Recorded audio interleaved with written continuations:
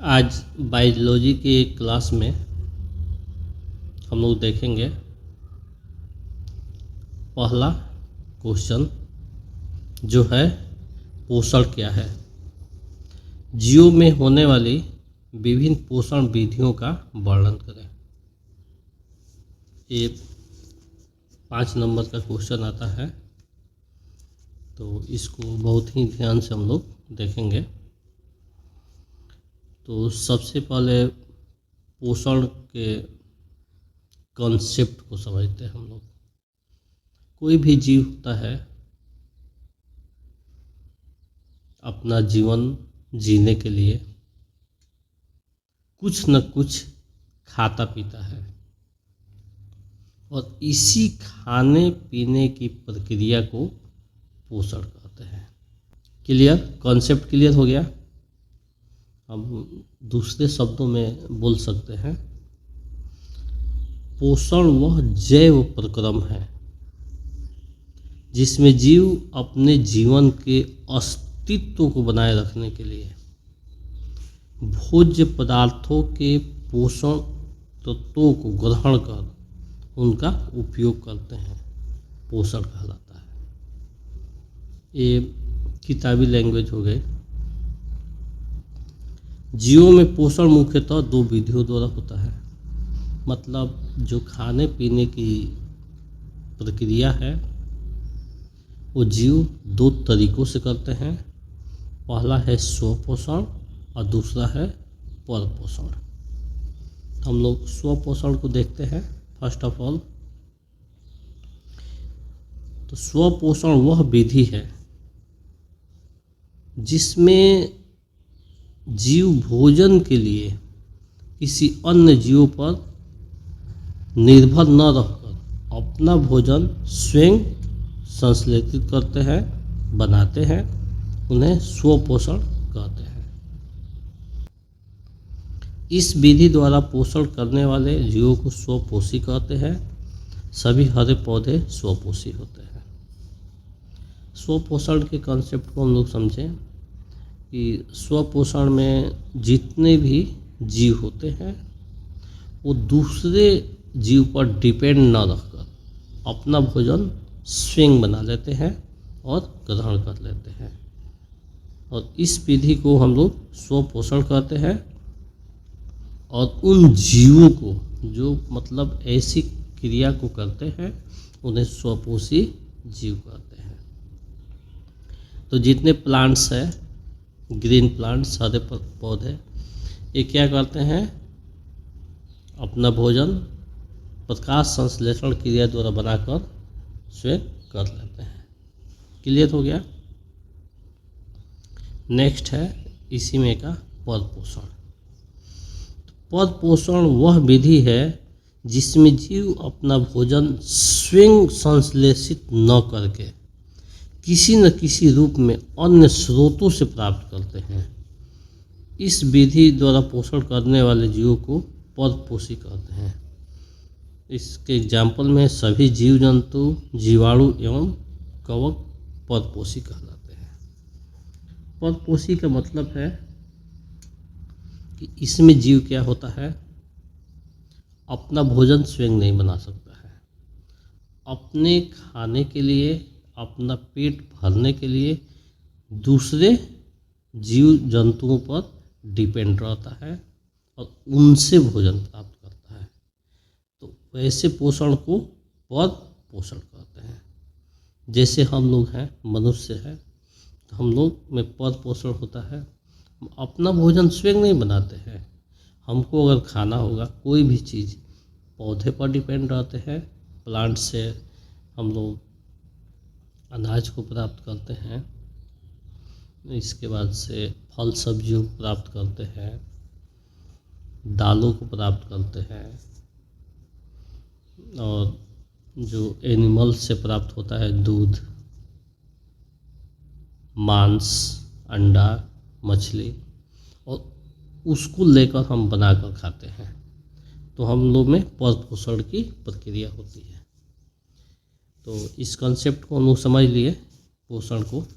अब हम लोग देखेंगे कि स्वपोषी तथा विषमपोषी में डिफरेंस क्या है, अंतर क्या है।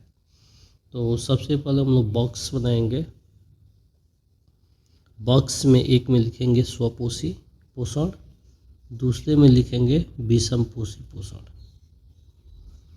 देखते हैं, पहला में स्वयंपोषी पोषण हरे पौधों में पाया जाता है। अभी हम लोग पढ़े हैं कि स्वपोषी में क्या होता है, स्वयं जिसका पोषण होता है वो प्लांट्स होते हैं, ग्रीन प्लांट्स। तो ये पहला डिफरेंस हो गया। इसमें क्या पहला है, विषमपोषी पोषण जंतु एवं कीटों में पाया जाता है। जो जीव जंतु होते हैं या विभिन्न प्रकार के इंसेक्ट कीट होते हैं उनमें विषम पोषण पाया जाता है।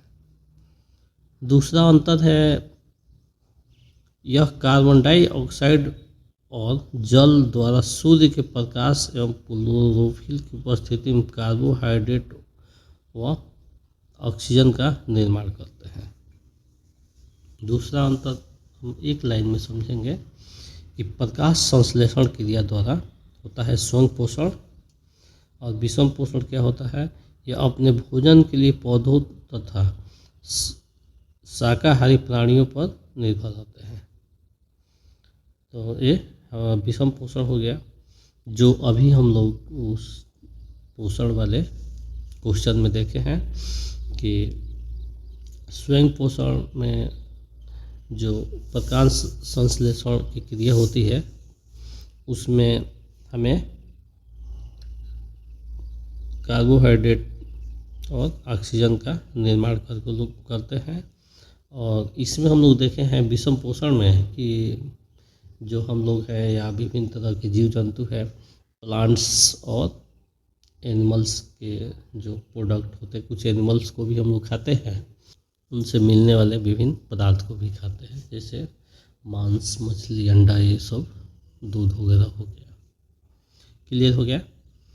अब तीसरा अंतर देखते हैं, अपने भोजन के लिए स्वयं पोषी को अकार्बनिक पदार्थों की आवश्यकता होती है, और इसमें देखते हैं अपने भोजन के लिए विषम पोषी को कार्बनिक पदार्थों की आवश्यकता होती है।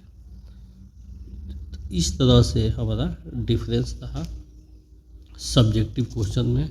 अब इसके बाद हम लोग ऑब्जेक्टिव क्वेश्चन को देखते हैं। ऑब्जेक्टिव क्वेश्चन में है, इनमें से परजीवी पौधा कौन है? चीड़, अमरबेल, गोबर छत्ता, पीपल। सही ऑप्शन बी होगा, अमरबेल। प्रकाश संश्लेषण किसमें होता है?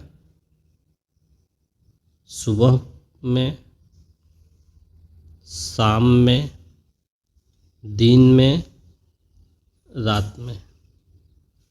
सही आंसर इसका सी होगा, दिन में। गोबर छत्ता क्या है? मृतजीवी, परजीवी, शैवाल, कवक।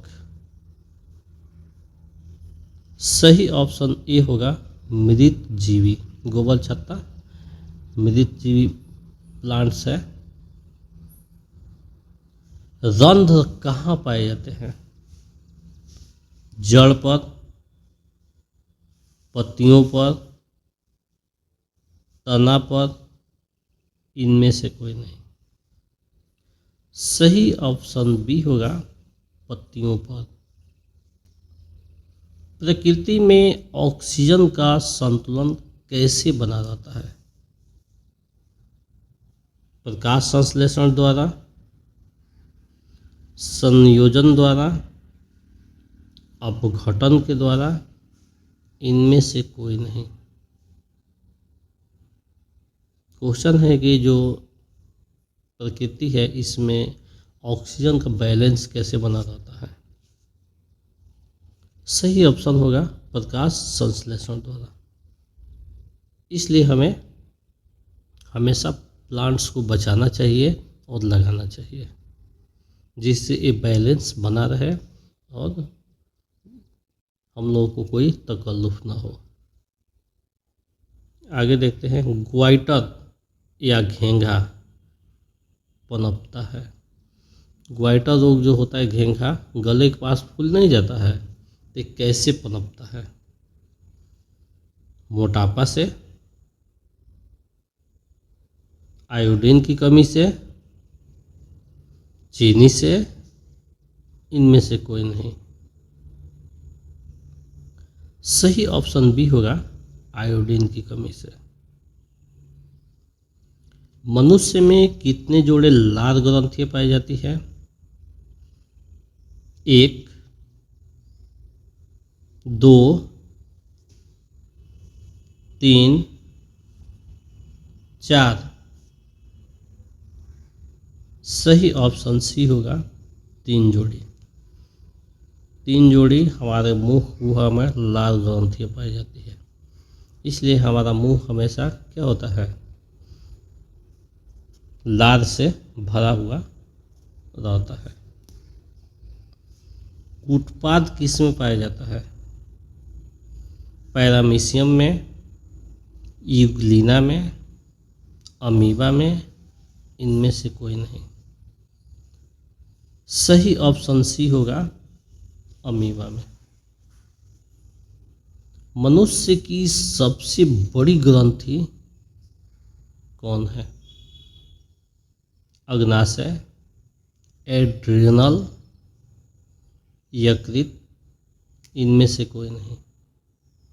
सही ऑप्शन सी होगा, यकृत। आहार नल का सबसे लंबा भाग कौन सा होता है? छोटी आंत, बड़ी आंत, अमाशय, मुख गुहा। सही ऑप्शन ए होगा, छोटी आंत। अमीबा अपना भोजन कैसे पकड़ता है? जीभ से, मुंह से, कूटपाद से, स्पर्श से। सही ऑप्शन सी होगा, कूटपाद से। सभी हरे पौधे होते हैं, स्वयं पोषी होते हैं, परजीवी होते हैं, मृतजीवी होते हैं, इनमें से कुछ भी नहीं होते हैं। सही ऑप्शन ए होगा, स्वपोषी होते हैं, यानी अपना भोजन स्वयं बनाते हैं। पीत रस कहाँ निकलता है? यकृत में, अमाशय में, आंत में, इनमें से कोई नहीं। सही ऑप्शन ए होगा, यकृत में। इनमें से कौन उभयलिंगी जंतु है? शेर, केंचुआ, मछली, भेड़। सही ऑप्शन बी होगा, केंचुआ। मुख गुहा में किसका पाचन होता है? हमारे मुख गुहा में किसका पाचन होता है? हम लोग बहुत चीज़ें खाते हैं और बहुत से उसमें विटामिन निकलते हैं, तो कुछ विटामिन ऐसे होते हैं जो मुंह से ही पाचन की प्रक्रिया शुरू कर देते हैं। प्रोटीन, वसा, अम्ल, कार्बोहाइड्रेट। सही ऑप्शन हमारा डी होगा, कार्बोहाइड्रेट। कार्बोहाइड्रेट का पाचन हमारे मुंह से ही शुरू हो जाता है। इस प्रकार से आज हम लोग बायोलॉजी के इम्पोर्टेंट क्लास को देखें। इसको देखते रहिए, पढ़ते रहिए, और वीडियो अच्छा लगे तो अपने फ्रेंड्स में शेयर कीजिए, ताकि एजुकेशन का जो नीड है, जो लोग चाहते हैं कि घर बैठे हम अपनी तैयारी अच्छे तरीके से करें, उनका भी कोर्स कंप्लीट हो जाए। That's all.